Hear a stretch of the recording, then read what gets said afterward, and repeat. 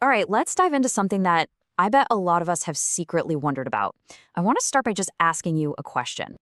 You know that feeling like you're just wired a little differently than everyone else around you?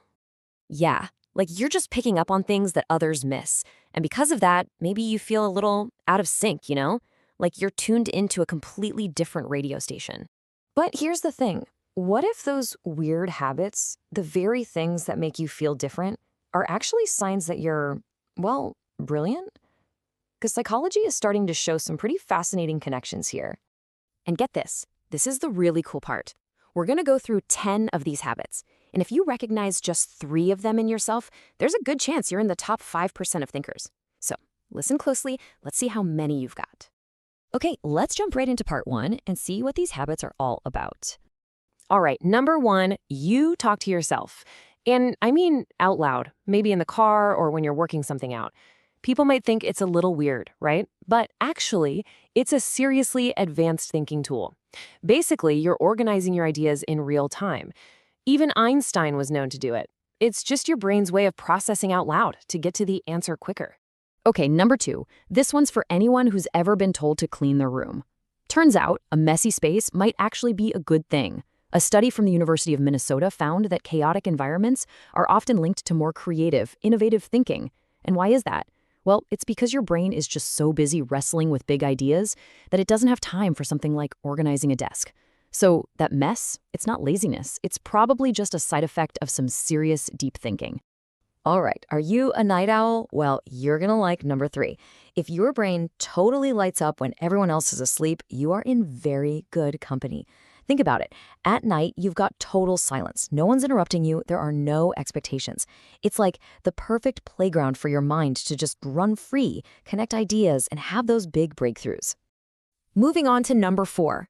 Are you that person, the one who's always asking, but why?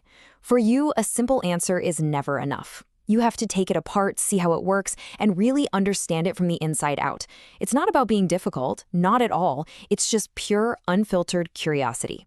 See, intelligent minds don't just collect facts. They need to build the whole picture for themselves. Number 5. This one gets a bad rap sometimes. People might think you're antisocial, but it's not that. You just genuinely enjoy being alone, right? When your brain is always buzzing with ideas, solitude isn't lonely, it's peaceful. It's your chance to dive into that rich inner world where your own thoughts are all the entertainment you need. Okay, we're halfway there. Let's get into the second half and see how many of these next 5 sound familiar. Number 6. Do you ever just fall down these random internet rabbit holes? One minute you're reading about ancient history and the next you're watching videos on quantum physics? That's not random, that's intellectual exploration. Your brain just loves learning for the sake of learning. And what's really happening is that it's connecting ideas from totally different fields. And that is literally where creativity comes from. Okay, next up, a big one, overthinking. And yeah, a lot of us see this as a bad thing, but let's try to look at it a different way. Your brain is basically like this super powerful simulation computer. It's running through every single possible scenario. Sure, it can definitely cause some anxiety, and we can't ignore that. But it also gives you this incredible superpower. You can see problems coming from a mile away and figure out solutions before anyone else even knows there's an issue. Number 8. Do you ever make a joke and it just gets crickets? It might be because your sense of humor is a bit dark or sarcastic, and understanding that kind of humor is actually really complex for the brain. I mean, you have to detect irony, analyze the context, find a hidden meaning. It's a lot of work. So if your jokes are a little out there, it's probably just a sign that your mind is working on multiple levels at once. Okay, this next one is so relatable. You have no idea where you put your keys 5 minutes ago, right? But you can remember some random, super specific fact from a book you read years ago. That's not a bad memory. It's actually an efficient one. It's selective. Your brain basically decides, okay, this is important and interesting, I'll keep it. Where the keys are, not so much. It's freeing up brain power for the stuff that really matters to you. And finally, number 10. Have you ever noticed that you're kind of like a chameleon? You adjust how you talk and act depending on who you're with.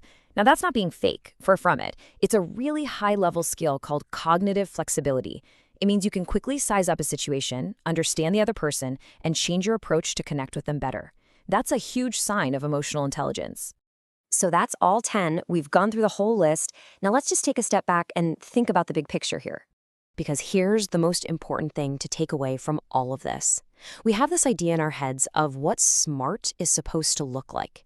But real, true intelligence, it almost never fits into that perfect little box. Sometimes it looks, well, a little messy. It looks quiet. It looks like someone who's always asking questions and maybe overthinking things. It looks different. It looks like the very habits we just talked about. So I want to leave you with this one final thought. If you've gone through your whole life feeling just a little bit different, maybe that's not something you need to fix or hide. Maybe it's just proof that your mind is working on a whole other level. So the question is back to you. Now that you've heard all 10, how many did you tick off the list? How many of those sounded exactly like you? Go ahead, drop your number in the comments. Seriously, no judgment. Let's just see how many of us deep thinkers are out there. I have a feeling you're going to find you're in some pretty amazing company.